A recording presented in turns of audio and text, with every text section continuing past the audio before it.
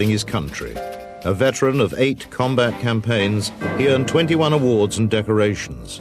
15 years a paratrooper, he served in the elite special forces, the Green Berets.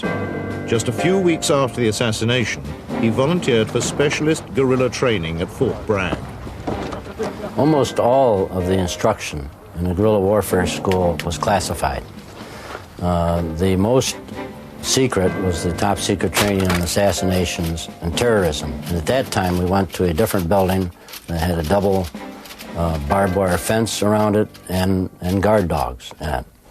On the John F. Kennedy situation, that was brought to our attention as a classic example of the way to organize a complete program to eliminate a nation's leader while pointing the finger at a lone assassin. It involved also the cover-up of the assassination itself.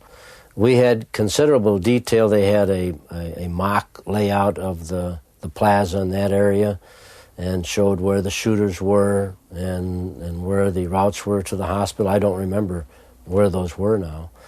They had quite a bit of movie film coverage, it seemed like, thinking back to that time, and some still photos of the grassy knoll and places like that. They told us that Oswald was not involved in the shooting at all. He was the patsy. He was the one that was set up.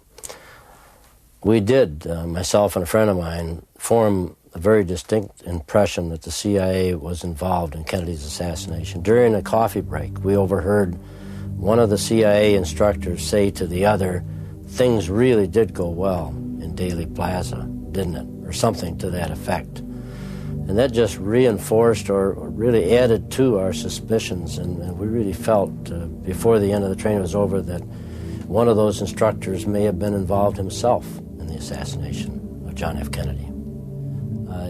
I had to do a lot of rethinking, and perhaps it's a way that soldiers of fortune are, I don't know, but I just then convinced myself, as did my friend, that it had to somehow be in the best interest of the United States government that Kennedy was killed. Otherwise, why would our own people have done it? Simple as that.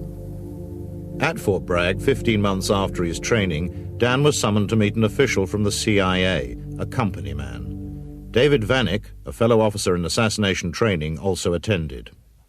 First, the company man took me aside and showed me his badge, his ID card, and he asked me if I would volunteer to kill a man, a United States citizen, a naval officer. Didn't tell me who it was at first. Now, I assumed what he was talking about was killing a man overseas. He asked me at first if I would accept an assignment to kill somebody. He didn't give me the name, but then I asked for the name, assuming it would be, like I said, overseas. And he gave me the name, William Bruce Pitzer. Hard name to forget, really, once you hear it. And so I told him yes.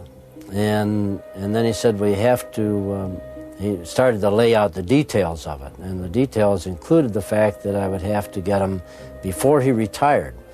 And he retired in a very short period of time, if I remember correctly, and he was stationed at Bethesda Naval Hospital. So I'd have to actually get him here in the United States. Well, I refused, because that wasn't the way that we were trained that this was going to happen. We were supposed to be used as their assets, the CIA's assets, for use in assassinations overseas. In the United States, the mafia was supposed to supply what resources they need for killing somebody here in the United States. So he then asked David Vanek. He went over to David Vanek and talked to him. Now, I don't know what he talked to David Vanek about. He might ask him the price of ice cream. I don't know. But I never saw David Vanek after that day. Now, that was in August, the first week of August of 1965. In November 1963, William Bruce Pitzer was head of the audio-visual unit at Bethesda Naval Hospital. A close colleague at the time was a young petty officer, Dennis David. 3 or 4 days after the assassination, I walked in his office and I saw he was working on some film. He had a movie editor, one of those reel-to-reel and runs across to the screen. And he showed it to me, and it was a 16-millimeter film of the autopsy. There were also some slides. He had some slides that he had that showed of tissue slides and also showed some slides of President Kennedy that were taken while he was on the table at the morgue. And, we looked at him, kind of horrified, I guess you would say, at the seriousness of the wound.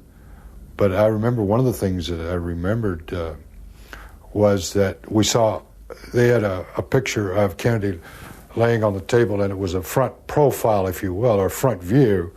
And the only thing we saw was a little hole about here in the temple. And then another photograph or another slide that Bill had showed a huge gaping hole here in the back. And so Bill and I logically assumed that the wound was a frontal entry wound, as opposed to what the Warren Commission later said being a shot from behind. Dennis left Bethesda for a new posting, but in November 1966, a colleague gave him some distressing news regarding his old friend Bill Pitzer. He'd been found dead in a pool of blood in his studio at Bethesda. The official verdict was suicide. Lying face down on the floor, a .38 revolver by his side, he had a bullet wound in the right temple. When the occupational therapist had told me this, I reminded myself, that doesn't make a hell of a lot of sense, because Bill was left-handed, and, because we used to kid him all the time when playing bridge about being a southpaw, because sometimes he'd deal in reverse. Instead of dealing them in the correct sequence, he'd deal them in the opposite way, and we'd kind of harass him about it. There are grave doubts about Pitzer's alleged suicide. His left hand had been so mangled, as if tortured, that his wedding ring could not be removed and given to his widow.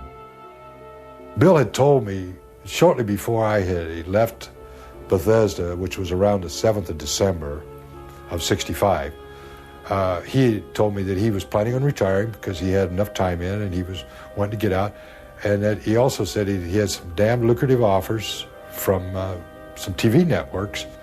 And other people have asked me why I think he was assassinated, and I think it was because that with him retiring, they, and I don't know who they are, were afraid that he would take these pictures that he and I had seen, this 35 millimeter and the 16 millimeter film, that he would take them, and that if he went to work for a major studio, that they would use them, or he would have them aired, and that would really, blow some people out of the water if that would have transpired.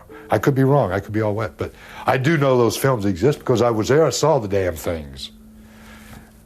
I am absolutely certain that the name that I was given underneath those pine trees in Fort Bragg, North Carolina, the first week of August was William Bruce Pitzer. I put it completely out of my mind from 1965 until 1993. And I was watching a special in November '93 about the assassination of Kennedy. I think it was a special by Jack Anderson.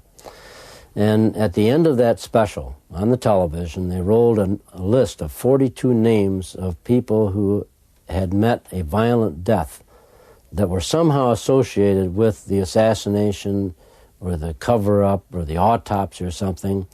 And I was sitting there in my living room watching that, and the name William Bruce Pitzer came over the screen.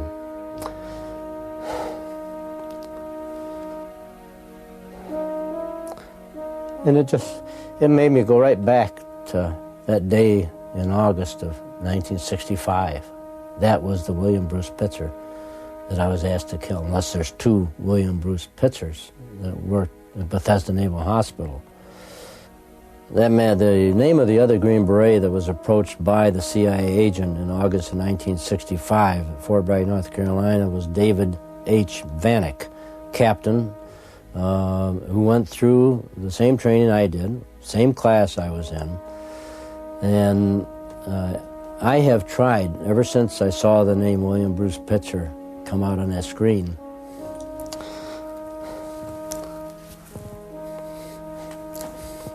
I've tried to find him. And I've been totally unsuccessful. I sent letters to the special office and the Retired Services Directorate, where they'll take a letter that you send them with a man's name and serial number, and they'll forward it to him. or if he's deceased, they'll send it back to you. I got no response from them, so I finally sent another follow-up letter and demanded a response, or I threatened to go to Senator D'Amato to help me on the response. And then I did get a response, but the response was that David H. Vanek never existed in the United States Army.